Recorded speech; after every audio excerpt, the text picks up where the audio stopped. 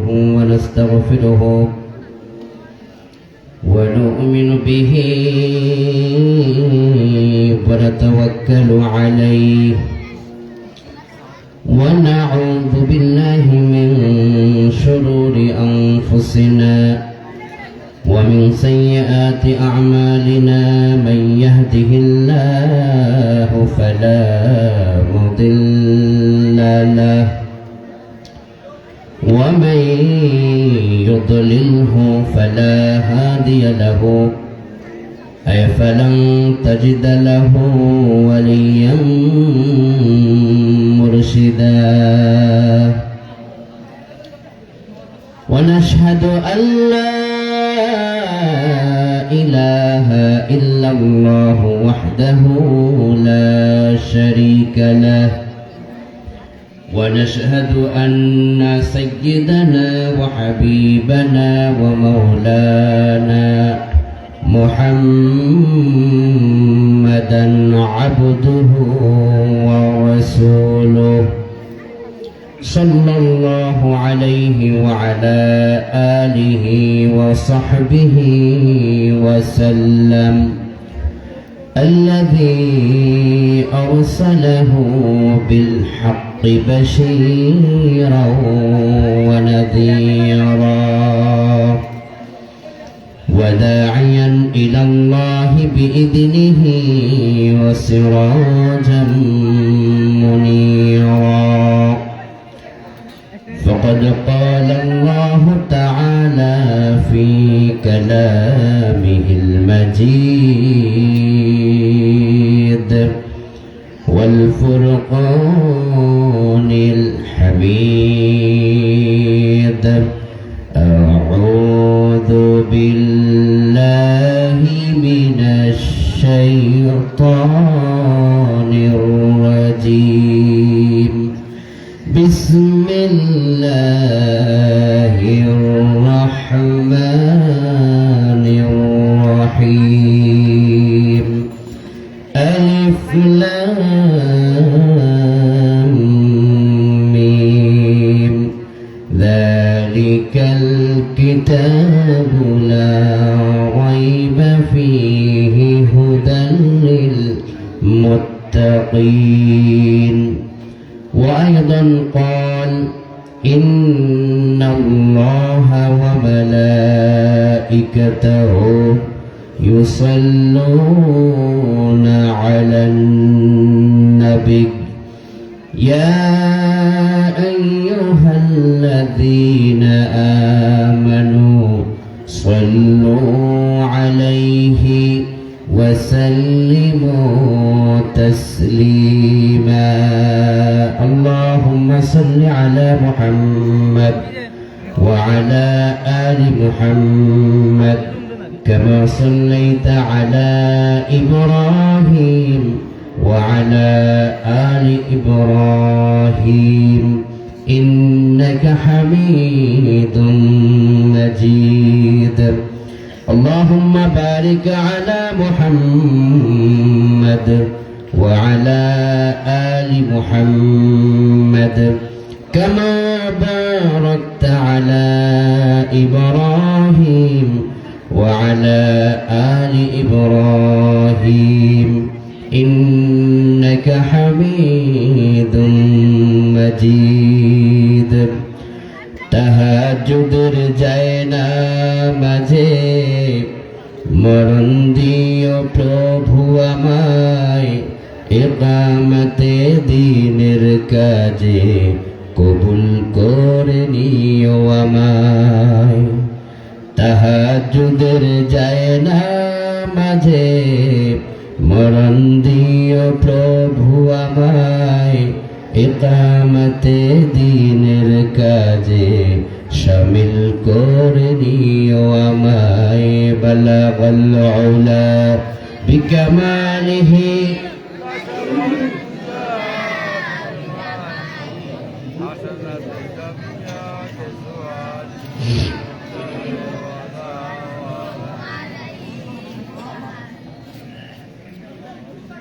কুমিল্লা জেলার নোয়াপুর শ্রীপুর প্রবাসী ও যুব সমাজের উদ্যোগে চলছে আজকের তৃতীয় বার্ষিক তাফসীরুল কোরআন মাহফিল। নোয়াপুর কেন্দ্রীয় জামে মসজিদ প্রাঙ্গণে আয়োজিত এই কোরআনে কারিমের মাহফিলের জনাব সাহেবে সদর মুহতারাম সভাপতি আলহাজ মাস্টার ফজলুল হক মজুমদার হাফিজাহুল্লাহ,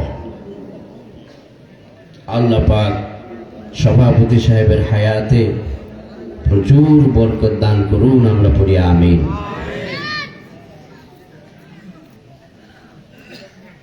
এই প্রোগ্রামে বরেণ্য স্কলারগণ আলোচনা করেছেন। হযরত হাফেজ মাওলানা মুফতি আশিকুর রহমান সাহাব কথা বলেছেন নোয়াপুর কেন্দ্রীয় জামে মসজিদের মহামান্য খতিব শেখ মুফতি নূর আলম সিদ্দিকী হাফিজাহুল্লাহ। আমার আগে অত্যন্ত চমৎকার মালফুজাত পেশ করেছেন মুফাসসির কুরআন হযরত মাওলানা সানাউল্লাহ সাদি হাফিজাহুল্লাহ, মহামান্য আরবি প্রভাষক প্রতাপপুর ইসলামিয়া আলিম মাদ্রাসা। দোয়া করছি আল্লাহ পাক হযরতের কণ্ঠকে সারা বিশ্বের জন্য মঞ্জুর করুন, আমরা পড়ি আমিন।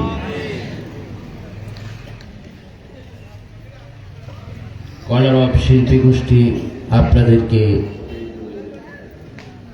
ঈমানময় সুন্দর চমৎকার সঙ্গীত শুনিয়েছেন।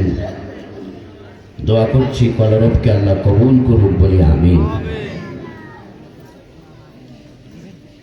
প্রবাসী যুব সমাজ যে কষ্ট করেছেন, এই এলাকাবাসী যেই কষ্ট করেছেন, আলোচনা শুরু করার আগে হৃদয়ের গভীর থেকে আল্লাহ পাকের কাছে আমরা ভিক্ষা প্রার্থনা করছি, এই এলাকার আশেপাশে যত কবর আছে আল্লাহ পাক যেন আজকের এই কোরআনের বরকতে কবরবাসীদেরকে জান্নাতের মেহমান করে নেয়, পড়ুন আমিন। এবং আমরা যারা বেঁচে আছি এখানে উপস্থিত হয়েছি, জানি না আগামী রাত্রিটি কার জন্য জীবনের শেষ রাত হয়ে যায়। যে মাটির উপরে বসে আছি সে মাটির নিচেই আমাদের কবর খনন করা হবে, আরামের বিছানা শেষ হয়ে যাবে, ঠান্ডা কবরে আমাদের লাশ দেহ রেখে দেওয়া হবে। সেই দিনটি আসার আগেই যেন আল্লাহ পাক আমাদের সকলকে ক্ষমা করে জান্নাতি মেহমানদের কাতারে শামিল করে, পড়ুন আমিন। আজ ভূমিকা না গিয়ে সরাসরি আমরা আলোচনা শুনব ইনশাআল্লাহ। আমি আপনাদের খিদমতে মহাবিশ্বের মহাবিশ্বয় মহাগ্রন্থ আল কোরআন আল কারীমের 2 নম্বর সূরার প্রাথমিক অংশ তেলাওয়াত করেছি। সূরাটির নাম হচ্ছে সূরাতুল বাকারা। আজকের আলোচনা থেকে আমাদের অতটুকুন শিক্ষা আশা করছি যে এই পৃথিবীতে এমন শ্রেণীর কিছু মানুষ আছে যারা মরে যাবার পর লাশ কবরে রাখা মাত্রই আল্লাহর জান্নাতের মেহমান হয়ে যাবে। কোন আল্লাহু আকবার।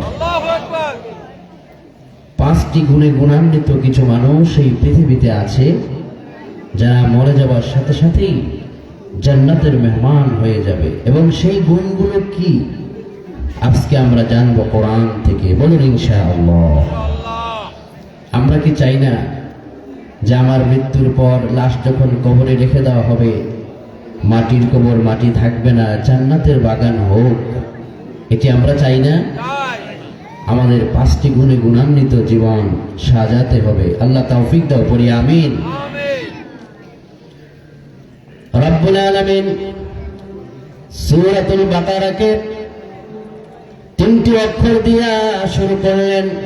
পড়েন আমার সাথে, আলিফ লাম মিম যালিকাল কিতাবু লা রাইবা ফীহি হুদাল লিল মুত্তাকিন। আলিফ লাম মিম বিমানা তাফসীর আল্লাহু আ'লামু বিমুরাদিহি বিযালিক। এই আলিফ লাম মিম এর অর্থ সবচাইতে বেশি ভালো জানেন যিনি, তিনি কে? আল্লাহ। আবার তাফসীর কোরআনুল আযমের ভিতরে ইবনে কাসির তিনি ব্যাখ্যা করে কয়, আলিফ লাম মিম 3টা অক্ষর দিয়ে আল্লাহ পাক গোটা দুনিয়ার সমস্ত কাফিরদেরকে আল্লাহ পাক চ্যালেঞ্জ করেছেন। যারা এই জমিনে আল্লাহর আইন চায় না, যারা কথায় কথায় লেলিনার কালমার্সকে তাদের আদর্শ বানায় নেয়, আল্লাহর কোরআনকে যারা বিধ্বংসী প্রদর্শন করে, যারা কোরআনের আইনকে বাস্তবায়ন চায় না, আল্লাহ পাক তাদেরকে চ্যালেঞ্জ করে জানিয়ে দিয়েছেন, তোমরা যারা কোরআন চাও না, কোরআনের নাম শুনলে যাদের গায়ে চমকানো শুরু হয়ে যায়, আল্লাহ কয় যদি বুকের ভিতরে সাহস থাকে তাহলে কোরআনের একটা অক্ষরের ভুল ধরে দেখাও। কোরআন নাযিল হলো ১৫০০ বছর পার হয়ে গেল। نزل به الروح الأمين على قلب محمد صلى الله عليه وسلم بلسان عربي مبين। ১৫০০ বছর পার হয়ে গেল, কোরআনে কারীম নাজিল হলো। আজও পর্যন্ত পৃথিবীর কোন বাবার সন্তানের বুকে সাহস হয় নাই আল্লাহ পাকের কালামে পাকের একটা অক্ষরের ভুল ধরতে পারে, কোন ঠিক কিনা? বরং যুগে যুগে কালে কালে যারা কোরআনের কাছে ভুল ধরতে এসেছিল, কোরআনের কাছে এসে তাদের জীবনের ভুলটা ধরা পড়ে গিয়েছে। আল্লাহু আকবার। এজন্য আল্লাহ পাক সূরাটাকে 3টি অক্ষর দিয়ে শুরু করলেন। আবার বিশ্বনবী বললেন, কেউ যদি কয়েক সেকেন্ডের ভিতরে আলিফ লাম মিম তেলাওয়াত করে তাহলে সাথে সাথে তার আমলনামায় 30 খানা নেকি আল্লাহ পাক যুক্ত করে দেবে। আবার বিশ্বনবীকে এই সূরাতুল বাকারাতে চমৎকার একটা আয়াত দেওয়া হয়েছে, ওই আয়াতের নাম হলো আয়াতুল কুরসি। বলেন কি? বিশ্বনবী কয়, লাম ইয়ামনাহু মিন দুখুলিল জান্নাতি ইল্লাল মাউত। কেউ যদি ফরজ সালাতের পরে আয়াতুল কুরসি পড়ে, সেদিন যেদিন মারা যাবে, লাশ যখন তার কবরে রেখে দেওয়া হবে, মরার সাথে সাথে লোকটাকে জান্নাত দিবেন যিনি, তিনি কে? বলেন আমার সাথে, আল্লাহু লা ইলাহা ইল্লা হুয়াল হাইয়ুল কাইয়্যুম লা তা'খুযুহু সিনাতুন ওয়ালা নাওম লাহু মা ফিস সামাওয়াতি ওয়া মা ফিল আরদ মান যাল্লাযী ইয়াশফা'ু 'ইনদাহু إلا بإذنه يعلم ما بين أيديهم وما خلفهم ولا يحيطون بشيء من علمه إلا بما شاء وسع كرسيه السماوات والأرض ولا يؤوده حفظهما وهو العلي العظيم। আল্লাহু আকবার। বিশ্বনবী কয়, এই আয়াতুল কুরসি দিলাম বাকারার ভিতরে, তুমি যখন নামাজের সালাম ফিরাবে অল্প সময়ের ভিতরে এই আয়াতুল কুরসি পড়ে নিবে, যেদিন তুমি মারা যাবে লাশটা কবরে রাখা মাত্রই তোমাকে জান্নাত দিবেন যিনি, তিনি কে? আমার বিশ্বনবী কয়, এই আল বাকারার শেষের দিকে 2টা গুরুত্বপূর্ণ আয়াত দেওয়া হয়েছে। এই 2টা আয়াত যদি কেউ রাতে ঘুমাবার আগে পরে ঘুমায়, সারা রাত তাহাজ্জুদ পড়ার মতো সমান সওয়াব দিয়ে দিবেন যিনি, তিনিও কে?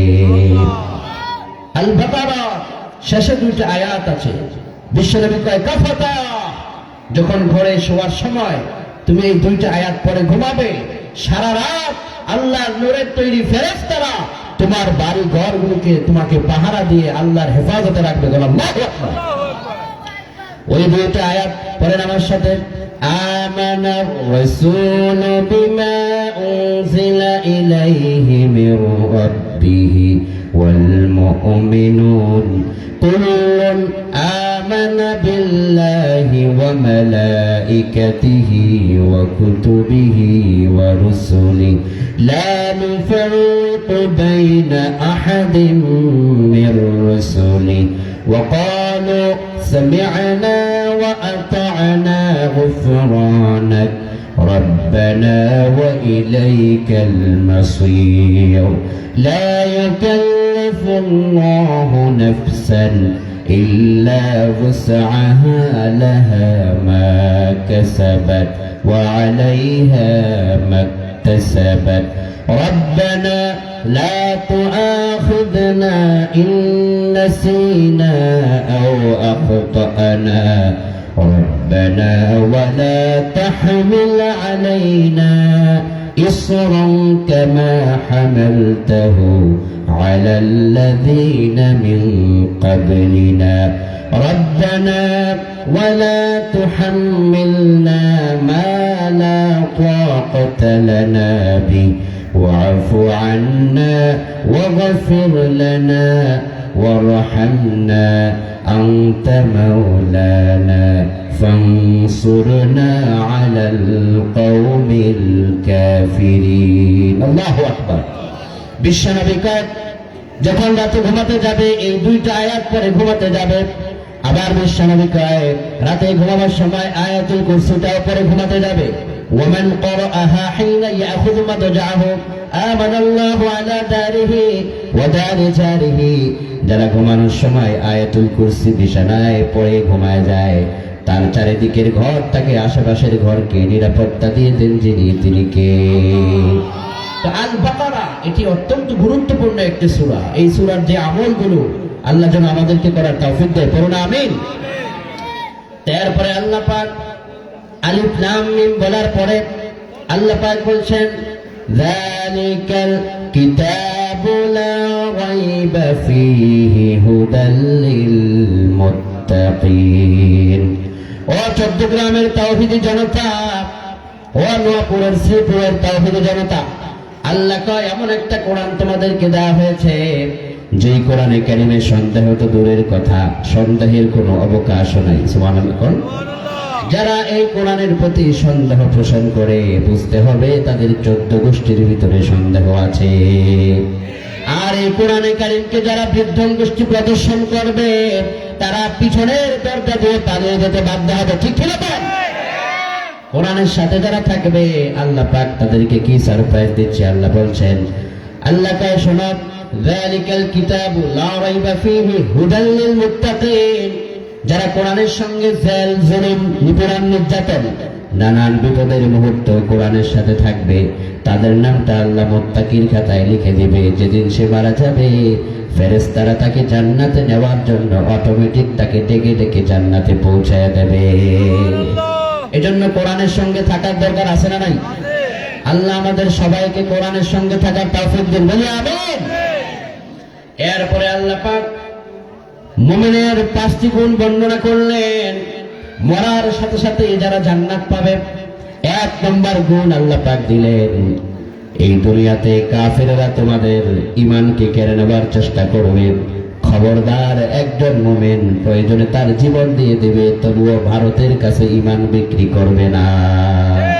ঠিক কি না বল 1 নম্বর তোমার জীবন পরিচালনার ক্ষেত্রে তোমার উপর জুলুম নিপীড়ন নির্যাতন পাহাড় সময় আসতে পারে তুমি দাঁড়িয়ে বাঘের বাচ্চার মতো বলবে জমিন যার আইন চলবে তার ঈমানের উপর আমি চলছিলাম আছি থাকবো ভারতের অহংকারে আমি ঈমানের উপর থেকে বিন্দু পরিমাণ ছেড়ে দাঁড়াবো না 1 নম্বর হচ্ছে ঈমান এজন্য আল্লাহ কয় যুগে যুগে কালে কালে এই ঈমানের জন্য মানুষকে বড় পরীক্ষার সম্মুখীন হতে হয়েছে বিগত 17 বছর ধরে এই চট্টগ্রামের মানুষ ঈমানের জন্য বড় পরীক্ষার সম্মুখীন হতে হয়েছে ঠিক কি না অনেক ইমাম সাহেবরা মসজিদের মিম্বারে হক কথা বলার কারণে তাদেরকে হক কথা বলতে দেওয়া হয় নাই আজকে চেয়ে দেখো ইমামরা ইমামের জায়গায় আছে আলেমরা আলেমদের জায়গায় আছে তাওহীদি জনতা তারা তাদের জায়গায় আছে তোমরা যারা কোরআন চাও না তোমাদেরকে পালাতে হয়েছে এজন্য ঈমান এমন এক সম্পদ, ঈমানের উপর অবিচল থাকে যারা, তাদেরকে বরকত আর রহম দিয়ে কবুল করে নেবেন যারা, কবুল করে নেবেন যিনি, তিনি কে? এজন্য বিশ্বনবী কয়, এক নম্বরে হলো ঈমানের গুণ তোমার ভিতরে থাকা লাগবে। যত কষ্ট হোক, মুসিবত হোক, ঈমানের উপর অবিচল থাকবা। সাহাবায়ে কেরাম বললেন, হুজুর ঈমানের উপর অবিচল থাকলে কি সারপ্রাইজ? বিশ্বনবী কয়, এমন একটা সারপ্রাইজ দেওয়া হবে যেটা কোটি টাকা দিয়ে কেউ কিনেও নিতে পারবে না। আল্লাহু আকবার। আপনার টাকা থাকতে পারে, সম্পদ থাকতে পারে, ব্যাংক ব্যালেন্স থাকতে পারে, কিন্তু এমন একটা পুরস্কার ঈমানের কারণে আপনি পাবেন যেটা সারা দুনিয়া মিলেও ওটা আপনি ক্রয় করতে পারবেন না। বিশ্বনবী কয়। তো সাহাবায়ে কেরাম কয়, হুজুর সেই বিষয়টা কি যেটা কোটি টাকা দিয়ে কিনে নেওয়া যায় না? বিশ্বনবী কয়, মান মাতা ওয়া হুয়া ইয়ালামু আন্নাহু লা ইলাহা ইল্লাল্লাহ দাখালাল জান্নাহ। যে ঈমানের উপর অবিচল থেকে রাতের পর রাত কাটায়, সময়ের পর সময় কাটায়, যেদিন সে মরে যাবে, মরার সময় তার জবানে যদি ঈমানের কালিমা থেকে যায়, তাহলে তার একটা পয়সাও লাগবে না, বিনা পয়সায় আমার আল্লাহ তার জন্য জান্নাত রিজার্ভ করে দিবে। এজন্য আপনি যখন মরে যাবেন একটু ভাবুন, এখানে এই এলাকার কত মানুষ কবরে আছে না, নিজের হাতে দাফন করেছেন, এরকম আছে না? একটু ভেবে দেখুন, যেদিন আপনি মরে যাবেন ওই মুহূর্তটা কতটা ভয়ঙ্কর, কতটা অসহায়ত্বের সময়।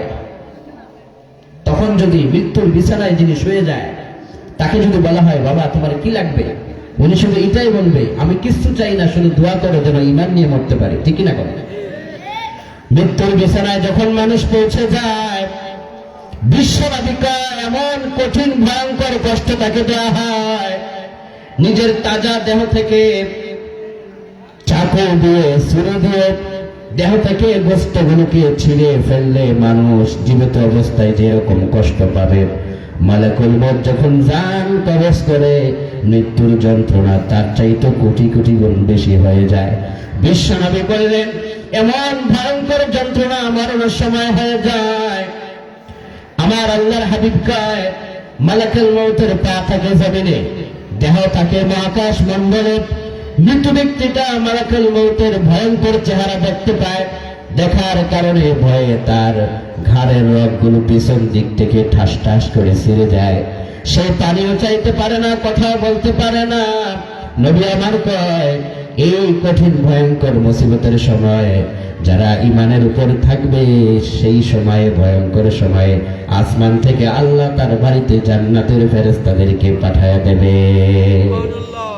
আপনি যেদিন মৃত্যুর বিছানায় শুয়ে যাবেন, একটু পর, 1 মিনিট পর আপনার জান কবজ হয়ে যাবে, আপনার ঘরের ভিতরে ফেরেশতা আসবে। এর চাইতে সৌভাগ্য আর কি আছে? আল্লাহু আকবার। বিশ্বনবী কয়, ঈমানের উপর অবিচল থাকার কারণে লোকটা মরণের অবস্থায় মৃত্যুর সম্মুখীন হয়ে গেছে, মালাকুল মউতকে দেখে সে ভয়ে থরথর করে কাঁপতেছে।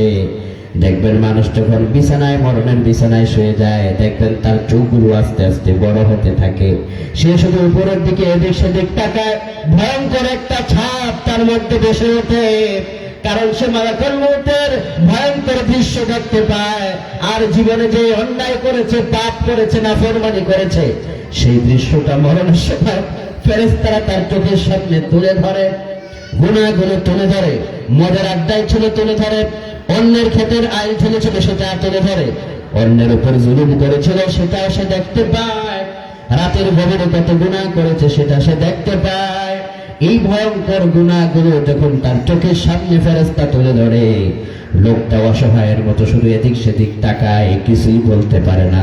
আল্লাহর হাবিব কয়, এই মুহূর্তের ভিতরে যদি লোকটা ঈমানদার হয়, লোকটা যদি আল্লাহওয়ালা হয়, ঈমানের উপর অবিচল থেকেছে এমন হয়, তো ওই ভয়ঙ্কর সময়ে আসমান থেকে জান্নাতি ফেরেশতারা তার বাড়িতে নাজিল হবে। আসার পরে বলবে, আল্লাহ তাখাফু ওয়া লা তাহজানু ওয়া আবশিরু বিল জান্নাহ। ও আল্লাহর বান্দা, মরণের বিছানায় তুমি শুয়ে গেছো, শোনা শোনা, তোমার মধ্যে ঈমানের গুণ পাওয়া গেছে, তোমার উপর নানান ধরনের কাফের মুশরিকদের পাঁচটা গোলামদের ষড়যন্ত্র তোমার উপরে দেওয়া হয়েছিল। ইমানের পথ থেকে তোমাকে দূরে সরাবার জন্য নানান চক্রান্ত করা হয়েছিল, কিন্তু তুমি শয়তানের ফাঁদে পা দাও নাই। তুমি আল্লাহর প্রতি ঈমান নিয়ে অবিচল থেকেছিলে। আজকে মরার মুহূর্তে আল্লাহ পাক আমাদেরকে পাঠিয়েছে আমরা জান্নাতি ফেরেশতা। তোমার কানে শোনায় দিলাম, আল্লাহ তাখাফু ওয়ালা তাহজানু, তোমার কোনো চিন্তা নাই, তুমি ভয় পেও না, দুঃখিত হও না। আবশিরু বিল জান্নাহ, মরার আগে আল্লাহ তোমাকে জান্নাতের সুসংবাদ শোনায় দিচ্ছেন। আল্লাহু আকবার। মানুষটা মরে যাচ্ছে, এমন সময় যদি সে জান্নাতের সুসংবাদ পায়, তার মতো সৌভাগ্য পৃথিবীতে আর কি হতে পারে? একটু পর সে দুনিয়া থেকে বিদায় হয়ে যাবে। বাবা তার সন্তানদেরকে ছেড়ে চলে যাবেন, স্বামী তার স্ত্রীকে ছেড়ে চলে যাবেন, বন্ধু তার বন্ধুকে ছেড়ে চলে যাবেন। মরে যাবার ওই সময়টাতে আল্লাহ তাকে সময় দিচ্ছেন, আবিশিরু বিল জান্নাহ, তুমি জান্নাতের সুসংবাদ নাও। মরার আগে যদি কেউ জান্নাতের সুসংবাদ পায়, এর চাইতে সৌভাগ্য কিছুই হতে পারে না। এজন্য বিশ্বনবী কয়, ঈমানের উপর অবিচল থাকো, তো মরার সময়, মরার আগেই তোমার কানে জান্নাতের সুসংবাদ দিয়ে দিবেন যিনি, তিনি কে? এবার সাহাবায়ে কেরাম কয়, ইয়া রাসূলুল্লাহ, ঈমানের উপর অবিচল থাকলে এত বড় পুরস্কার, তো ঈমান জিনিসটা কি আমাদেরকে একটু জানান। ইমামে গাযালি ব্যাখ্যা করে কয়, ঈমান জিনিসটাকে তোমরা জেনে নাও, তাসদীকুন নবী বিজামি'i মা জাআ বিহিন নবী সাল্লাল্লাহু আলাইহি ওয়াসাল্লাম। বিশ্বনবী ১০,০০০ বছর আগে এই দুনিয়াবাসীকে যা কিছু তিনি দিয়েছেন, সব কিছুকে চোখ বন্ধ করে মেনে নেওয়ার নাম হলো ঈমান। সুবহানাল্লাহ। কোন বিশ্বনবী যেভাবে চলতে বলেছেন, যা দিয়েছেন, ওগুলোকে মেনে নেওয়ার নাম হচ্ছে ঈমান। কোন আল্লাহু আকবার। এবার দেখেন আমার ভাইয়েরা, আল্লাহ কোরআনে আরো ব্যাখ্যা করেছেন, মা আতাকুমুর রাসূলু ফাখুযুহু ওয়া মা নাহাকুম আনহু ফান্তাহু।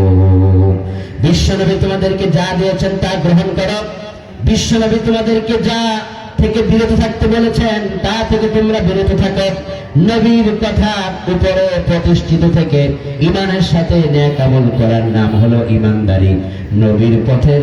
নবীর পথ থেকে দূরে সরে যাওয়ার নামই হলো বেঈমানি। কোন ঠিক কিনা? যদি নবীর পথে থাকতে পারেন তো আপনি ঈমানের পথে আছেন। যদি আপনি নবীর পথ থেকে বিন্দু পরিমাণ সরে দাঁড়ান তো আপনি বেঈমানের পথে চলে গিয়েছেন। আমরা ঈমানের পথে থাকতে চাই। কোন ঠিক কিনা?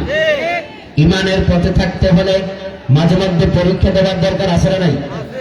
ইব্রাহিম পয়গম্বর পরীক্ষা দিয়েছিলেন কিনা? যুগে যুগে কালে কালে সাহাবায়ে কেরাম পরীক্ষা দিয়েছেন। আমার প্রাণপ্রিয় নবীও পরীক্ষা দিয়েছেন। আমার বিশ্বনবী ঈমানের জন্য শিয়াবে আবি তালেবে 3 বছর কারাবরণ করেছেন। আল্লাহু আকবার। বলেন। বর্তমান জামানার ভিতরেও এই ঈমানের কথা বলার কারণে কাউকে ফাঁসির কাস্টে ঝুলানো হয়েছে, কাউকে হত্যা করা হয়েছে, কাউকে আবার ইনজেকশন পুশ করে হসপিটালের ভিতরে হত্যা করা হয়েছে। শহীদ আল্লামা দেলোয়ার হোসেন সাঈদী রাহমাতুল্লাহি আলাইহি একজন পাগল বিশ্বাস করবে না যে তিনি কোন নারীকে জুলুম করেছেন, অত্যাচার করেছেন, জিনা করেছেন। ঠিক কিনা? ঈমানের কারণে, ঈমানের কথাগুলো বলার কারণে এই অসহায় মানুষটাকে এভাবে করে ইনজেকশন পুশ করে শেষ করে দেওয়া হয়েছে। কিন্তু চেয়ে দেখো আজকের বাংলার মাটিতে সময়ের পর সময় পরিবর্তন হয়ে যাচ্ছে।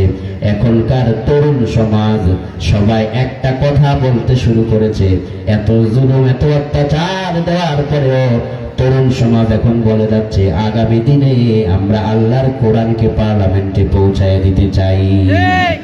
ঠিক কিনা? কারণ যে কথা ঈমানের কারণে যে জুলুম, নির্যাতন, অত্যাচার সহ্য করলো, এখন ওইটার যদি হিসাব নিতে হয়, আমরা আল্লাহর কোরআনকে সর্বোচ্চ পর্যায়ে পৌঁছায় দিয়ে আমরা উচিত জবাব দিয়ে দেব। এজন্য ঈমানের জিনিসটা দুনিয়াতে সবচেয়ে বড় মূল্যবান। এজন্য বিশ্বনবী সাল্লাল্লাহু আলাইহি ওয়াসাল্লাম কয়, মাঝে মাঝে তোমাদেরকে পরীক্ষা দেওয়া লাগতে পারে। পরীক্ষা দিয়েছেন আমাদের জাতির পিতা, নাম কি? ইব্রাহিম আলাইহিস সালাম। সাহাবাদের নাম কি? নাকি অন্য কিছু আছে? পত্র পত্রিকায় টেলিভিশনে জাতির পিতা বানানোর জন্য কত বলা হয়েছে, কিন্তু জনগণ সেটাকে বৃদ্ধাঙ্গুষ্টি প্রদর্শন করেছে। জাতির পিতা ইব্রাহিম ছাড়া কেউ না, এখন ঠিক কিনা? জাতির পিতা ইব্রাহিম পয়গম্বর ইমানের আন্দোলন করার কারণে নমরুদকে ওরা গ্রেপ্তার করে।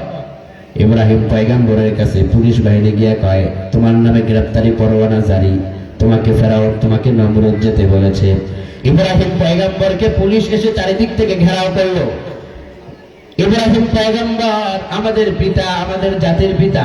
ইব্রাহিম পয়গম্বর কয়, তোমরা আমাকে ধরে নেওয়ার কোনো প্রয়োজন নাই, আমি বাঘের বাচ্চার মতো নমরুদের সামনে গিয়ে দাঁড়াবো, আমাকে ধরার প্রয়োজন নাই।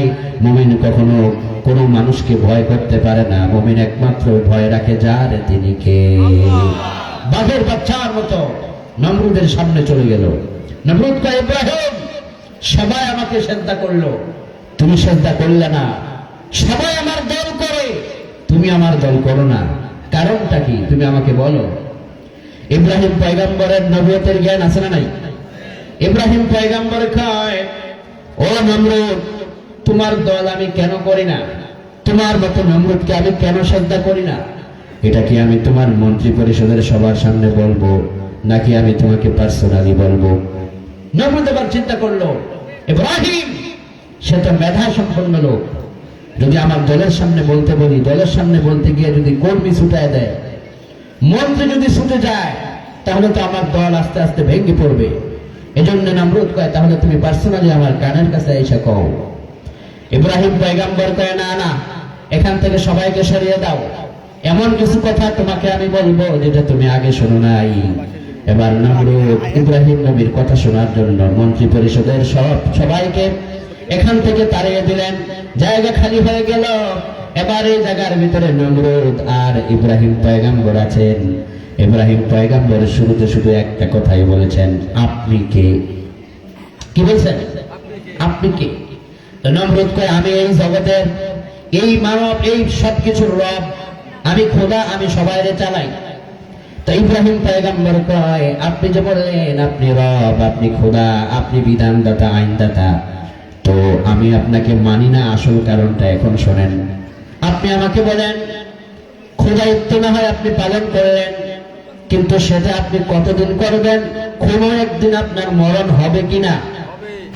নমরুদ কিছুক্ষণ মাথাটা নিচের দিকে রাখা মাথা তুলে কয়, ও ইব্রাহিম, এমন একটা প্রশ্ন করেছ যে জায়গার ভিতরে তোমাকে উত্তরটা না দিয়ে পারলাম না। মানুষের ভিতরে খোদা হয়েছি, মানুষের ভিতরে রব ঘোষণা করেছি, বেঁচে থাকবো আর কতদিন? কোনো একদিন আমাকেও মরা লাগবে। ইব্রাহিম পয়গম্বর কয়, বাঘের বাচ্চার মতো দাঁড়ায় কয়, যে খোদা মরে যায়, এই খোদার মুখে লাথি মারে, আমার রব এমন রব, আমার রব মরে যায় না, এই জন্য আমি একা আমার রবের পক্ষে আরবের আন্দোলন করি।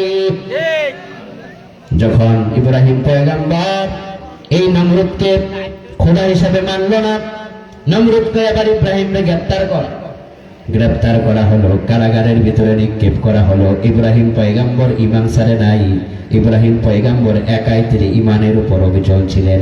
ইব্রাহিম পয়গম্বরের এই ত্যাগের কারণে আল্লাহ কয়, রে পয়গম্বর, তুমি যে ত্যাগ করলা, কষ্ট করলা, জুলুম নিপীড়ন নির্যাতন গ্রহণ করলা, আমি আল্লাহ তোমাকে সারপ্রাইজ হিসাবে গোটা জাতির জন্য তোমাকে আমি পিতা বানায় দিলাম। আল্লাহু আকবার।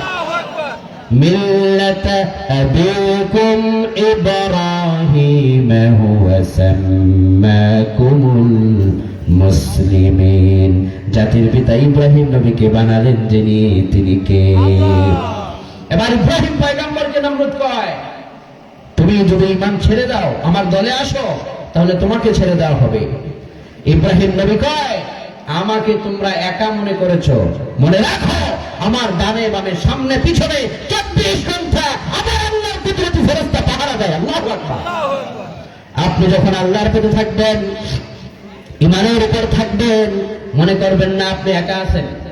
আল্লাহ কয়, মা ইয়াকুনু মিন নাজওয়া সালাসাতিন ইল্লা হুয়া রাবিউহুম ওয়ালা খামসাতিন ইল্লা হুয়া সাদিসুহুম। আল্লাহ কয়, রে দুনিয়ার মানুষেরা, তুমি একা আছো এটা মনে করো না, তুমি একজন মনে করো, দ্বিতীয় তোমার রব আছে। যদি তোমরা দুইজন থাকো মনে করো তৃতীয় তোমার রব আছে, চারজন থাকলে মনে করো পঞ্চমে তোমার রব আছে। তোমার রব তোমার থেকে দূরে সরে যায় না, তোমার রবের রহমতের দৃষ্টি 24 ঘন্টা তোমার উপরে প্রতিষ্ঠিত থাকে। আল্লাহু আকবার। ইব্রাহিম নবী কয়, তোমরা আমাকে একা দেখেছো মনে করো না, আমার রবের রহমতের দৃষ্টি আমার উপরে আছে। ইব্রাহিম নবীর ভরসা যার উপর তিনি কি আল্লাহ। অথচ ইব্রাহিম নবীর পক্ষে কেউ নাই, একাই তিনি আল্লাহর ঈমানের পথে পরীক্ষার সম্মুখীন হয়েছেন। সুবহানাল্লাহ বলেন। এখন ইব্রাহিম নবীকে সময় দেয়া হলো আগামী দিন সকাল 10টা পর্যন্ত।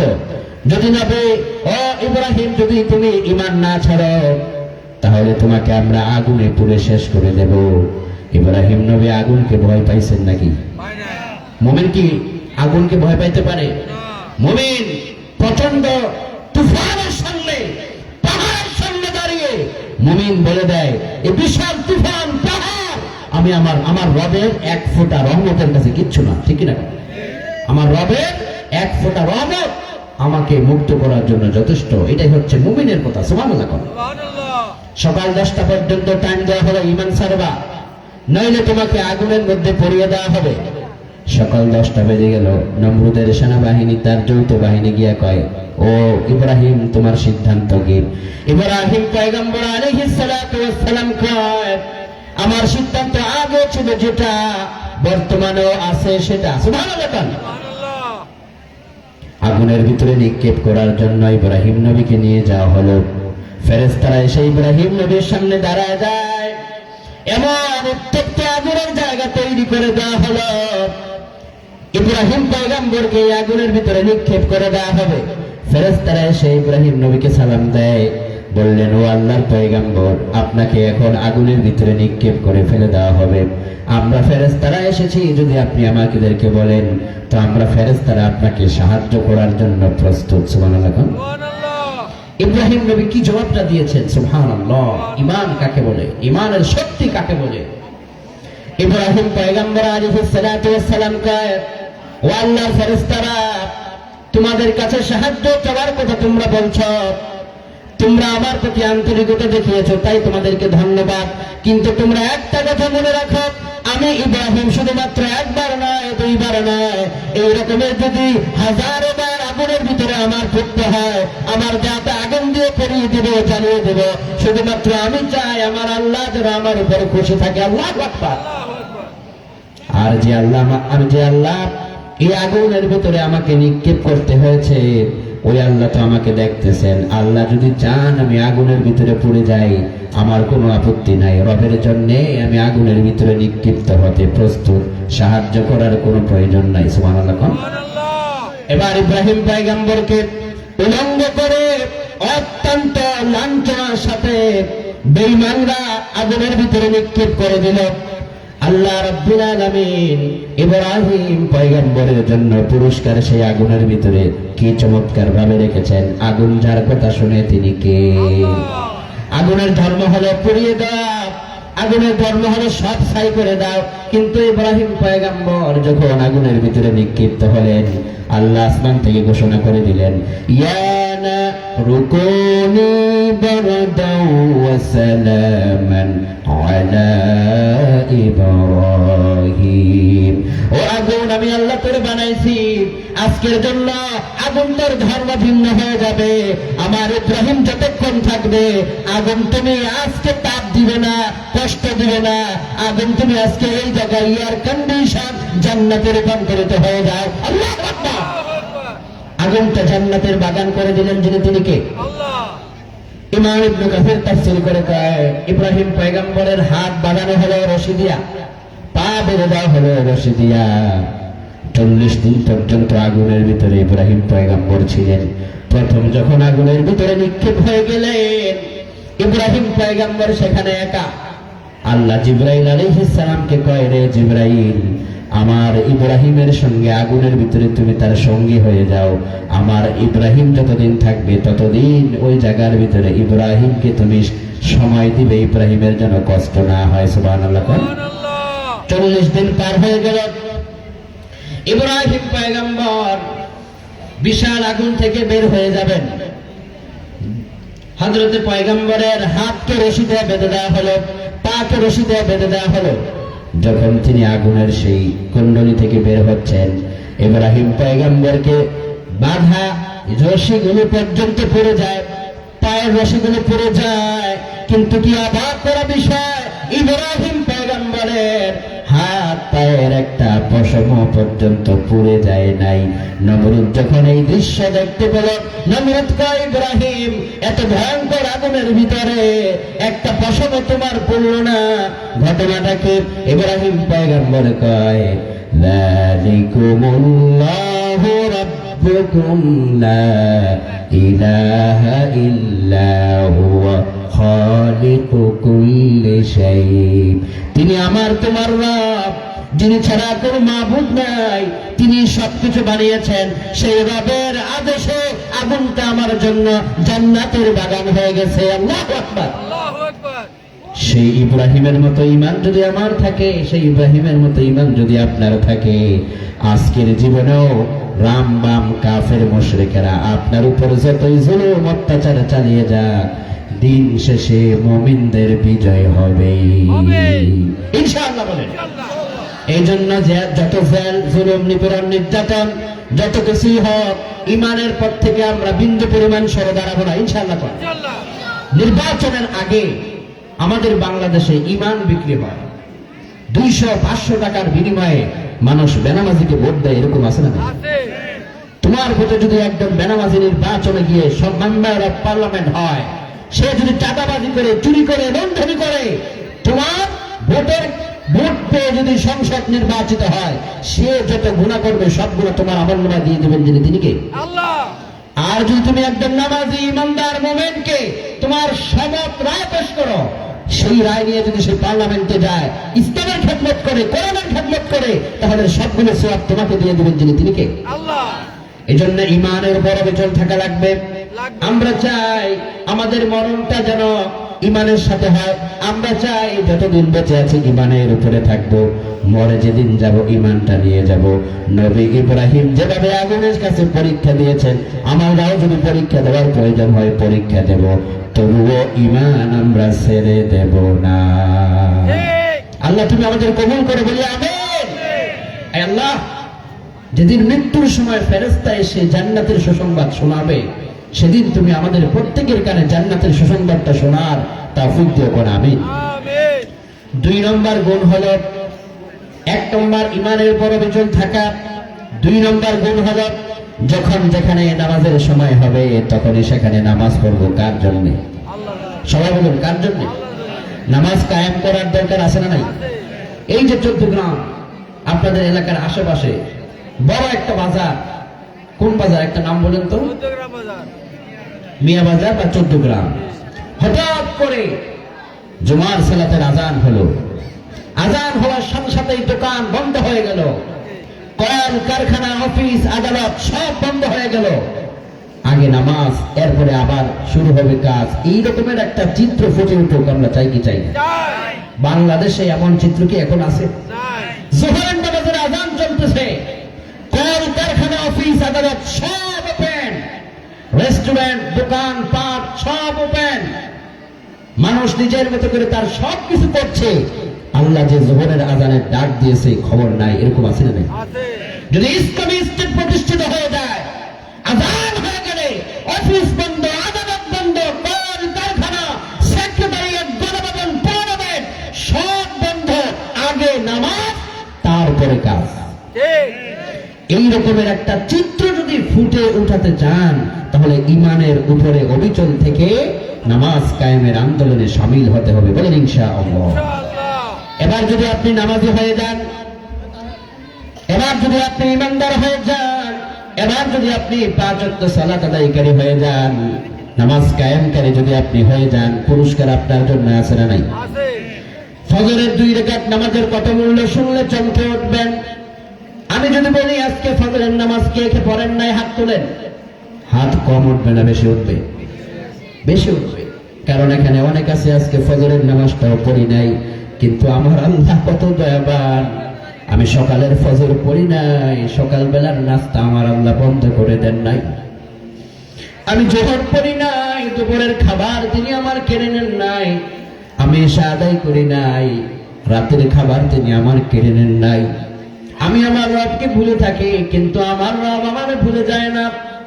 আমি গুনাহের সাগরে হাবুডুবু খাই, কিন্তু আমার রব আমারে বারবার ডাকে, আসো আমার কাছে আসো, আমি তোমারে মাফ করে দেবো। সুবহানাল্লাহ। কোন যে বেনামাজি তারাও আল্লাহ খাওয়ায়, যে নামাজি তাকে আল্লাহ খাওয়ায়, যে ইমানদার তাকেও আল্লাহ খাওয়ায়, যে বেঈমান তাকেও আল্লাহ খাওয়ান। যে আল্লাহর বিরোধিতা করে আল্লাহ তারেও খাওয়ায়, যে আল্লাহর নাফরমানি করে আল্লাহর সূর্যের আলো তাকেও আল্লাহ পাক দিয়ে থাকেন। কি দয়াময়, কি মেহেরবান, কি মহিমাময় আমাদের আল্লাহ। সকালের 2 রাকাত ফজর আপনি পড়েন নাই, যোহর পড়েন নাই, আসর পড়েন নাই, মাগরিব পড়েন নাই, এশা পড়েন নাই, রাতে গিয়ে ঘুমিয়ে যাবেন, আবার আগামী দিনের ফজরও আপনি পড়বেন না। দেখুন এই যে নামাজগুলো আপনি ছেড়ে দিচ্ছেন, এই যে নামাজগুলো আপনার তরক হয়ে যাচ্ছে, আল্লাহর পক্ষ থেকে কোনো গজব কিন্তু আপনার উপরে আসতেছে না। কি কারণে আসতেছে না? কেননা আল্লাহ পাক এতটা ভালোবাসেন, আল্লাহ চান বান্দা ফিরে আসবে, ফিরে আসবে, ফিরে আসবে। এই যে আল্লাহ চান বান্দা ফিরে আসবে, যদি আপনি শেষ পর্যন্ত ফিরে না আসেন, ভূমিকম্পের ধাক্কা অপেক্ষা করতেছে। এই জন্য নামাজ পড়া দরকার আছে না নাই?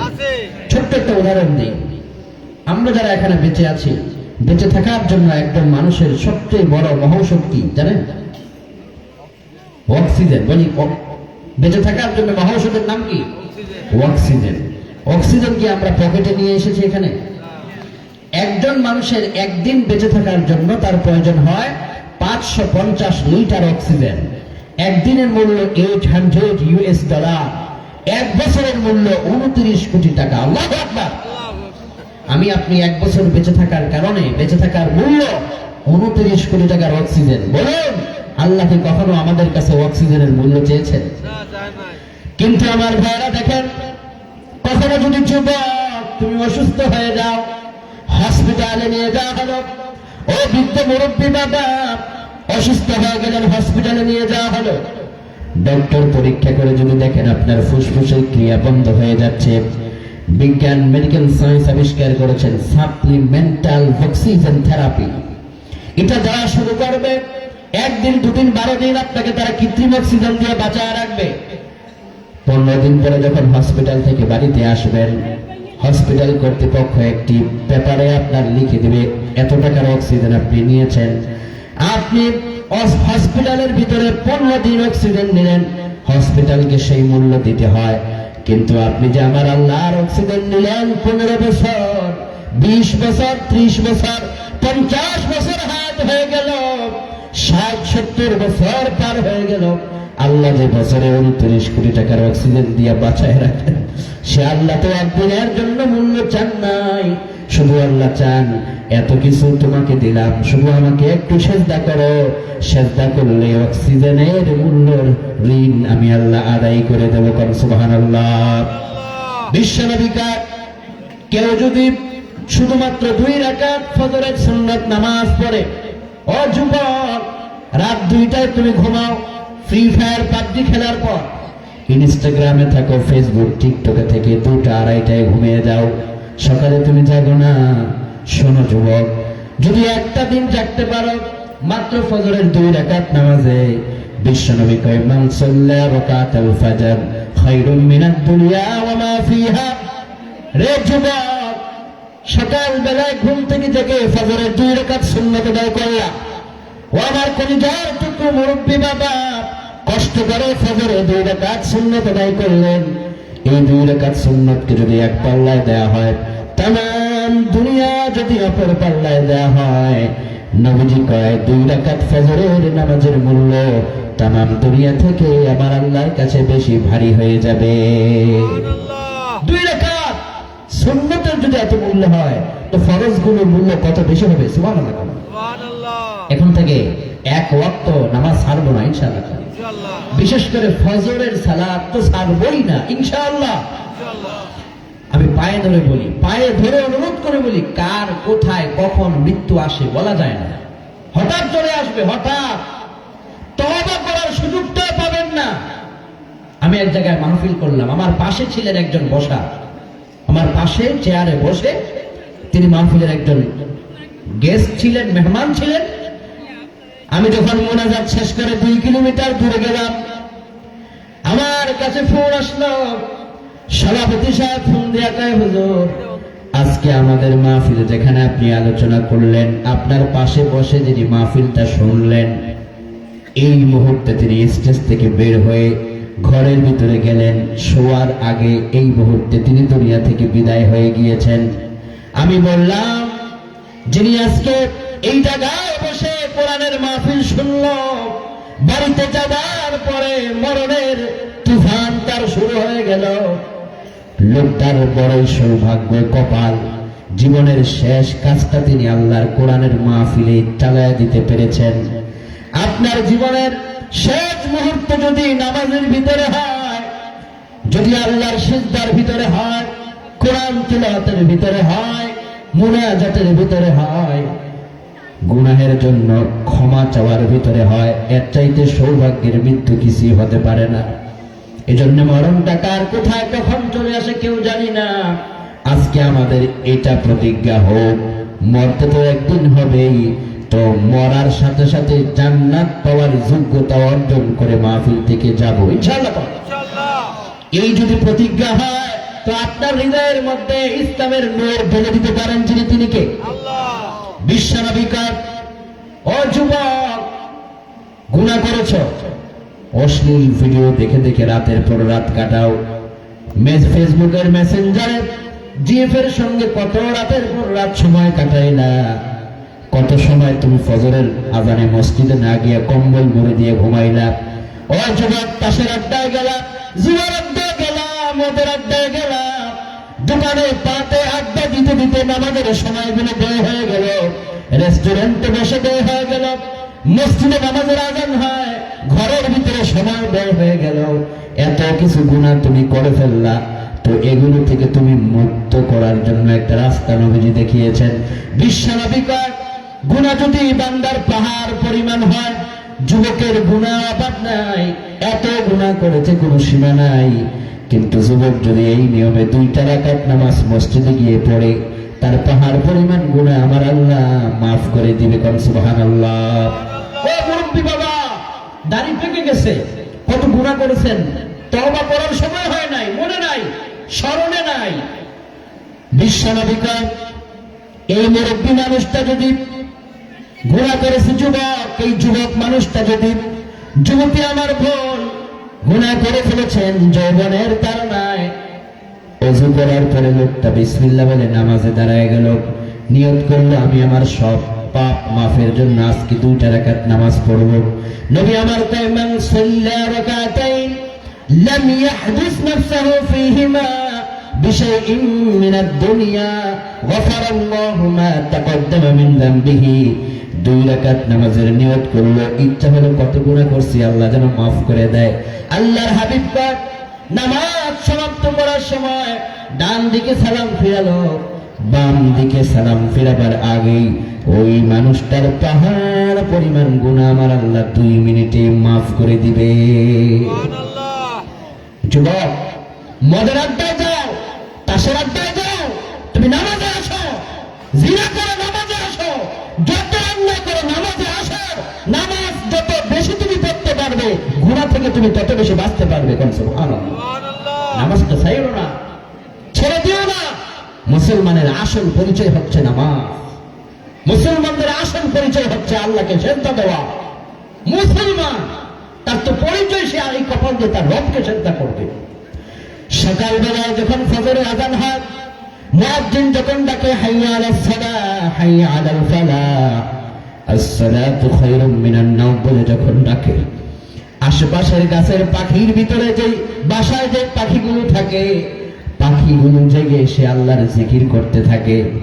পাশের ভিতরে যে গরু গাভী থাকে, গাভীটাও দেখবেন সে তার আওয়াজ করে আল্লাহর জিকির করতে থাকে। পশু পাখিগুলো আল্লাহর জিকির করে। সৃষ্টির সেরা মাখলুকাত, সৃষ্টির সেরা মানুষটা সেই সময় ঘুমায় থাকে। বিশ্বনবী আমার কয়, শুধু পাখি নয়, কুকুরটা তখন জাগে, কুকুর তার ভাষায় তার রবকে সেজদা করে তাসবিহ পাঠ করে। বিড়াল জাগে, সে তার ভাষায় তার রবকে সেজদা করে তাসবিহ পাঠ করে। আশরাফুল মাখলুকাতটা তখন ঘুমায় থাকে। যদি বিবেচনা করা হয় এই বিড়াল এই কুকুর সকাল বেলায় জেগে তার রবকে সেজদা দিল, তাসবিহ পাঠ করলো, তুমি সৃষ্টির সেরা হয়ে জাগলা না, নামাজ পড়লা না, সেজদা দিলা না, তো তুমি তো এই কুত্তার চাইতে বিড়ালের চাইতে নিকৃষ্টবান, ঠিক কিনা? বিড়াল জায়গা তার রবকে সেজদা দেয়, কুকুর জেগে তার রবের প্রশংসা করে, ওই পাখিরাও জেগে তার রবকে তাসবিহ পাঠ করে। আশরাফুল মাখলুকাত ঘুমায় থাকে। এটা কি ধরনের দৃশ্য? এজন্য আজকের মাহফিলে যারা এসেছেন আমি পায়ে ধরে বলে যাই, এখন থেকে ফজরের সময় আর ঘুম নয়, ফজরের সময় আগে নামাজ, ইনশাআল্লাহ বলে। আপনি স্বামী আপনার স্ত্রীকে বলে দিবেন তুমি আমাকে জাগাবে অথবা আমি তোমাকে জাগাবো, যে আগে জাগবে সে একে অন্যকে জাগাবে। এরকম প্রতিযোগিতা করার দরকার আছে না নাই? এই যে মসজিদ আপনারা করেছেন, এই যে সামনেটা এটা মসজিদ, কত চমৎকার একটা মসজিদ দেখা যায়। ফজরের সময় যদি মসজিদের ভিতরে মুসল্লি না হয়, এই এলাকার এই বাসীর জন্য এটা বড় দুঃখজনক। এখন থেকে আমি চাই এলাকাবাসী মিশে এই একটা উদ্যোগ গ্রহণ করেন, ফজরের নামাজের আজান হলে একে অপরকে দেখে আমরা মসজিদের ভিতরে আসব। আর যুবকদের জন্য একটা সারপ্রাইজ করে দিবেন, যারা একাধারে 40 দিন জামাতে নামাজ পড়বে কমিটি তাদেরকে পুরস্কৃত করবে। হ্যাঁ, মাশাআল্লাহ করেছেন, আলহামদুলিল্লাহ বলেন। এটা পুরস্কারের সংখ্যাটা আরো বাড়ায় দেবেন। যুবকরা এখন পাগল বাইক, আইপ্যাড, ল্যাপটপ, কম্পিউটারে ঘোষণা দিয়ে দেন 40 দিন একসাথে নামাজ পড়লে তোমাকে একটা আইপ্যাড দেওয়া হবে, 40 দিন নামাজ পড়লে তোমাকে একটা বাইক দেওয়া হবে।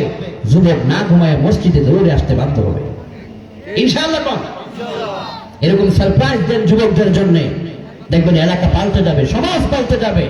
সমাজে মানুষ যতক্ষণ নামাজি না হবে সমাজের পরিবর্তন হবে না, নামাজি হলেই সমাজের পরিবর্তন ঘটবে, বলেন ইনশাআল্লাহ। এই জন্য বিশ্বনবী কয় যদি তোমরা নামাজি হয়ে যাও এই দুনিয়াতে এই পুরস্কার আছে না নাই? বিশ্বনবী সাল্লাল্লাহু আলাইহি ওয়াসাল্লাম কয় যারা নামাজি হয়ে যায় তাদের জন্য প্রথম নাম্বার পুরস্কার আল্লাহ দুনিয়াতেই দিবেন, দুনিয়াতেই দিবেন। কোথায় দিবেন? আপনাদেরকে ঘুম এসেছে, কষ্ট হচ্ছে, হাত তোলেন। কার কার ঘুম আসছে? একটু টেস্ট করলাম যে আপনারা স্ট্রং কিনা। আপনারা স্ট্রং, আলহামদুলিল্লাহ। পুরা কুমিল্লাটাই স্ট্রং, কুমিল্লার মাটি আল কোরআনের ঘাঁটি, ইনশাআল্লাহ। তা আমি আপনাদেরকে আর বেশিক্ষণ কষ্ট দিব না, তবে আমি চেষ্টা করব। এই যে 5টা গুণের কথা বলছি না, 2য় নম্বরে আছে, বাকিগুলো আস্তে আস্তে শেষ করে আমরা মুনাজাতের দিকে যাব। আপনাদের কষ্ট হবে? দয়া করে একটু বসবেন। আল্লাহ যেন সবাইকে মঞ্জুর করে বলি আমিন। আমি 2য় স্টেপে আছি, ঈমানের সাথে 2য় হচ্ছে নামাজ, নামাজ, নামাজ। এবার এই নামাজটা যে আপনি পড়েন, পুরস্কার তো আখিরাতে আছে, জান্নাত থাকবে, নিয়ামত থাকবে, হুর থাকবে, কত কিছু থাকবে। কিন্তু দুনিয়াতেও কিছু পুরস্কার আছে, আপনি অবাক হয়ে যাবেন। দুনিয়ার পুরস্কারটা যেটা আপনাকে দুনিয়াতে আল্লাহ দিবেন, দুনিয়াতেই দিবেন, বুঝাই দিবেন আল্লাহ আপনাকে দুনিয়াতেই, যদি আপনি সত্যিকারের নামাজ পড়তে পারেন। 1 নম্বর পুরস্কার, ও যুবক তোমার হৃদয়ের মধ্যে আমি এই কথা ঢুকাতে চাই, রাতের পর রাত জেগে তুমি ফ্রি ফায়ার পাবজিতে যে সময়টা দিয়েছো সেই সময় কিন্তু তুমি নামাজে দিতে পারো নাই, মেসেঞ্জারে জিএফকে দিয়েছো সেই সময় তুমি নামাজকে দিতে পারো নাই। অথচ আল্লাহর হাবিব পাক যারা 5 ওয়াক্ত যথারীতি সালাত আদায় করে তো তাদেরকে আল্লাহ দুনিয়াতেই পুরস্কার কিছু দিবেন। 1 নম্বর পুরস্কার হলো উলাইকা হুমুল মুমিনুনা হাক্কান, যারা নামাজ কায়েমের আন্দোলন করবে তাদের প্রত্যেকের নাম আমার আল্লাহ তার ওলির খাতায় লিখে দিবে। নামাজ কায়েমের আন্দোলন করার দরকার আছে না? নামাজ কায়েমের আন্দোলন মানে হচ্ছে নিজে পড়বো, অন্যকে পড়াবো। আপনার ইউনিয়ন, সমাজ, থানা, জেলা, বিভাগ, গোটা দেশ একসঙ্গে আজান হলে নামাজে দাঁড়িয়ে যাবে, তার নাম হচ্ছে নামাজ কায়েম। কোন ঠিক কিনা? তো বিশ্বনবীর 1 নম্বর হলো যারা নামাজ কায়েমের আন্দোলন করবে তারা দুনিয়াতে আল্লাহর প্রিয় গোলাম হিসাবে তারা বিবেচিত হবে। 2 নম্বর পুরস্কার, লাহুম দারাজাতুন ইনদা রাব্বিহিম, যারা নামাজ পড়বে নূর আর শ্রীপুরের ভিতরেই তাদের সম্মান এখানেই বরাদ্দ থাকবে না, বরং নামাজীদের জন্য তাদের সম্মানটা আমার আল্লাহর আরশে আজিম পর্যন্ত পৌঁছে যাবে। করে সুবহানাল্লাহ। এজন্য আমি আমার ভাষায় বলি, যে যত বেশি নামাজ পড়ে তার সম্মান তত বেশি বাড়ায় দেন যিনি, তিনি কে? রাজনৈতিক নেতারা মানুষের কাছে ভালোবাসা পেতে চায়। আমি বলে থাকি যে যদি মানুষের কাছে ভালোবাসার পাত্র হতে চান তো বেশি করে নামাজে সাজদা করে আপনাকে আল্লাহর দরবারে আল্লাহ যখন আপনার সম্মান বাড়ায় দিবেন, এই সম্মান কেউ কেড়ে নিতে পারবে? পারবে না। এই জন্য নামাজ পড়তে হবে। 3 নম্বর পুরস্কার হলো ওয়া মাগফিরাত, যারা নামাজ পড়বে তাদের যদি পাহাড় পরিমাণ গুনাহ থাকে আল্লাহ পাক মাফ করে দিবে। ওয়া রিজকুন কারীম, যারা নামাজ পড়বে আমার আল্লাহ পাক তাদের জন্য সম্মানজনক রিজিকের ব্যবস্থা করে দিবেন। সুবহানাল্লাহ। 1 নম্বর তাদের নাম আল্লাহর ওলির খাতায় লেখা হবে, 2 নম্বরে তাদের সম্মান বাড়িয়ে দেওয়া হবে, 3 নম্বরে তাদের গুনাহ ক্ষমা করা হবে, 4 নম্বরে রিজিকের ভিতরে আল্লাহ বরকত দিয়ে দিবেন। যদি আপনার অভাবের ভিতরে থাকেন তো নামাজ পড়েন, অভাব দূর হবে। ঋণগ্রস্ত আছেন, নামাজ পড়েন, ঋণ দূর হবে। যত সমস্যার ভিতরে থাকেন নামাজের সিজদায় পড়ে যান, সব সমস্যার সমাধান করে দিতে পারেন যিনি, তিনি কে? আজকের এই প্রোগ্রাম থেকে আমাদের দ্বিতীয় শিক্ষা, এখন থেকে 1 ওয়াক্ত সালাত ছাড়বো না ইনশাআল্লাহ। আল্লাহ তুমি মঞ্জুর করে বলি আমিন। 3 নম্বর, মরার সাথে সাথে যে জান্নাত পাবে ওই গুণগুলো, তৃতীয় গুণ হলো যারা সাধ্যমতো আল্লাহর রাস্তায় খরচ করে, আল্লাহর জমিনে আল্লাহর দ্বীন বিজয়ের জন্য, আল্লাহর হুকুম বিজয়ের জন্য সাধ্যমতো যারা খরচ করে, মৃত্যুর সাথে সাথে তাদেরকে জান্নাত দিবেন যিনি, তিনি কে? আল্লাহ। 4 নম্বরে, যেই সমস্ত মানুষগুলো আল্লাহর কোরআনকে সংবিধান মানবে, আল্লাহু আকবার, আমাদের এই দেশ পরিচালিত হয় একটি মানুষের লিখিত সংবিধান দিয়ে। 14 গ্রামের মানুষের কাছে বলে যায়, কিয়ামত পর্যন্ত মানুষের লিখিত সংবিধান দিয়ে যদি রাষ্ট্র পরিচালনা করা হয় শান্তি আসবে না। শান্তি পাওয়ার জন্য আল্লাহর কোরআনকে সংবিধান বানাতে হবে। এই জন্য কোরআনকে সংবিধান যারা মানবে, এই মেনে মরা যাবে, তো তার জন্য জান্নাতের দরজা খুলে দিবেন যিনি, তিনি কে? আল্লাহ। 5 নম্বর গুণ হলো যেই সমস্ত মানুষগুলো রাতের পর রাত গুনাহ করেছে, অন্যায় করেছে, পরকালের চিন্তা নিয়ে জীবনের 24টা ঘন্টা চালায়, এই চিন্তা করে আমার দুনিয়ার জীবন, এই দুনিয়ার জীবন শেষ নয়, পরকাল আছে, জবাব দিতে হবে, আল্লাহর সামনে দাঁড়িয়ে যেতে হবে।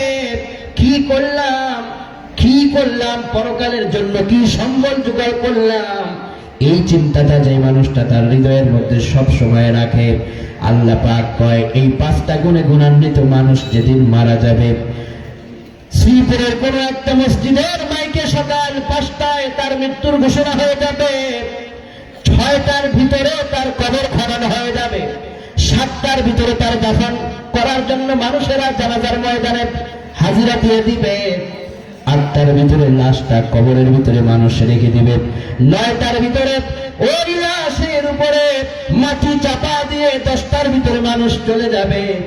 কয়েক ঘন্টার ভিতরে দুনিয়ার মানুষটা দুনিয়ার ভিতরে নাই। নবী আমার দূরে তাকা মানুষেরা দেখবে তুমি একটা মাটির কবরে পড়ে আছো, কিন্তু তোমার ভিতরে এই 5টা গুণ থাকার কারণে লোকেরা দূর থেকে তাকিয়ে দেখবে তুমি একটা মাটির কবরে শুয়ে আছো, কিন্তু এই 5টা গুণ থাকার কারণে তুমি কবরে শুয়ে দেখবে মাটির কবর মাটি নাই, জান্নাতের বাগান হয়ে গেছে। আমি আমার মুরব্বী বাবাদেরকে পায়ে ধরে বলে যাই, মরণ তো একদিন আসবে, চলে তো একদিন যেতে হবে। যত বিপদ মুসিবত, শয়তানের যত ফান, যত কিছু আসুক, এই 5টি গুণ নিজের জীবন থেকে ছাড়বেন না। যদি এই 5টি গুণ আপনার ভিতরে অব্যাহত থাকে তো মরার পরে আপনার জান্নাতে যিনি দিবেন তিনি কে?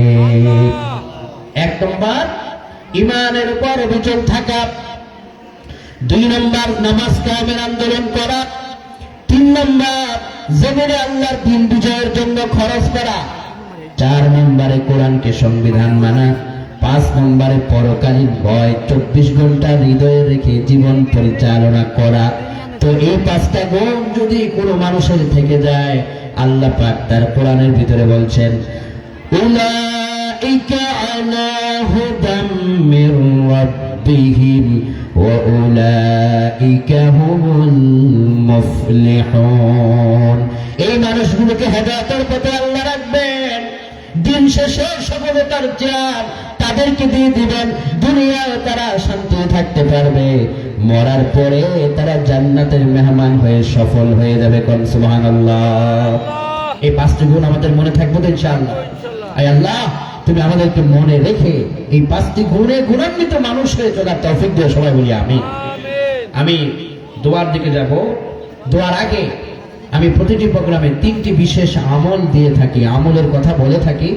এখন তিনটি আমল আপনাদেরকে বলবো, এই তিনটি আমল মৃত্যু পর্যন্ত করবেন। এগুলো হীরা, মণি, মুক্তা, স্বর্ণের চেয়েও দামি। এক নম্বর, পৃথিবীতে এমন একটা আমল আছে যে আমলটা করলে আপনার গুনাহ যদি পাহাড় পরিমাণ হয়, আমলটা করার সাথে সাথে সব গুনাহ মাফ করে দেন যিনি, তিনি কে? আল্লাহ। আমলটা হচ্ছে বুখারীতে এসেছে, বিশ্বনবী কয়, মান ক্বালা সুবহানাল্লাহি ওয়া বিহামদিহি ফি ইয়াওমিন 100 মাররা হুত্তাত খাতায়াহু ওয়া ইন কানাত মিসলা জাবাদিল বাহার। কেউ যদি দৈনিক 100 বার সুবহানাল্লাহি ওয়া বিহামদিহি পড়ে, লোকটার গুনাহ যদি প্রশান্ত মহাসাগরের চাইতে বেশি হয়, তো আমার আল্লাহ যেখানে বসে আমল করবে তার সব গুনাহ মাফ করে দিবে। এখন থেকে দৈনিক 100 বার এই দোয়াটা পড়বেন। দোয়াটা আশা করি সবাই পারি আমরা। এই দোয়াটা সুবহানাল্লাহি ওয়া বিহামদিহি, এই ছোট্ট দোয়াটা দৈনিক 100 বার, সকালের ফজরে 20 বার, যোহরে 20 বার, আসরে 20, মাগরিবে 20, ইশায় 20, তাহলে 5 20 কত হলো? 100 পূর্ণ হয়ে গেল। নবীজি বলছেন যে হুত্তাত খাতায়াহু ওয়া ইন কানাত মিসলা জাবাদিল বাহার, মহাসমুদ্রের যে ফেনা, যে পানি, যে আধিক্য, এত বেশি গুনাহ যদি তোমার হয়, এই আমলের কারণে তোমার গুনাহ তোমার রব মাফ করে দিবে। সুবহানাল্লাহ। বলুন, এক নম্বর আমলটা কি?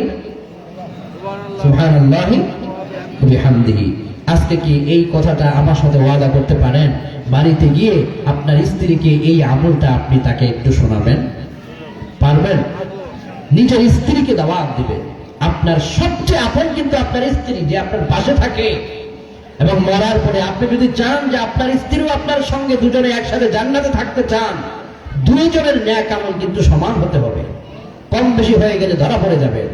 এই জন্য নিজে আমল করবে এবং স্ত্রীকে বলবে, তুমি এই দোয়াটা একটু পড়ো, এই দোয়াটা একটু পড়ো। যদি আপনি দাওয়াতটা তাকে দেন, তিনি যত দোয়া পড়বে, যত আমল করবে, তার সওয়াবের একটা অংশ আল্লাহ আপনার আমলনামা দিয়ে দেবে, কিন্তু তার সওয়াবের অংশ কমবে না। এজন্য এখন থেকে আমরা আমাদের স্ত্রীকে দাওয়াতটা দিব তো ইনশাআল্লাহ। স্ত্রীকে দিব, সন্তানকে দিব, বন্ধুকে দিব, যাকেই পাই তাকেই বলবো যে দৈনিক এই দোয়াটা 100 বার পড়বা। তোমার গুনাহ যদি সাগরের, সমুদ্রের পানির চাইতে বেশি হয়, আল্লাহ মাফ করবে। আপনার এই দাওয়াতে যদি মানুষ আমল করা শুরু করে দেয়, যত মানুষ আমল করবে, সওয়াব আল্লাহ আপনাকে দান করবে। সুবহানাল্লাহ। 2 নম্বর আমলটা সহজ আমল, প্রতিদিন 10 বার সূরা ইখলাস পড়বেন। বিশ্বনবী কয়, বারাল্লাহু লাহু কাসরান ফিল জান্নাহ। দৈনিক 10 বার সূরা ইখলাসের আমল যারা করে যায়, মরার পরে ওই মানুষটাকে আল্লাহর জান্নাতে রাখার জন্য জান্নাতের রাজমহল তার জন্য আল্লাহ বরাদ্দ দিয়ে দেয়। আপনি দৈনিক 10 বার সূরাতুল ইখলাসটা আপনি পড়েন। এটা আমরা পারি না? সূরা ইখলাস আমরা পারি তো? আপনি পারেন, আপনার স্ত্রী পারে, সন্তানেরা পারে, যাকেই পাবেন সূরা ইখলাস 10 বার পড়ার জন্য তালিম দিবেন, তার কাছে এটা পৌঁছে দিবেন। এই ছোট্ট সূরাটা 10 বার করে পড়ার আমল আমরা চালিয়ে যাব ইনশাআল্লাহ। 3 নম্বর, বিশ্বনবীর উপরে নিম্নে 10 বার দৈনিক দরুদ পড়বেন।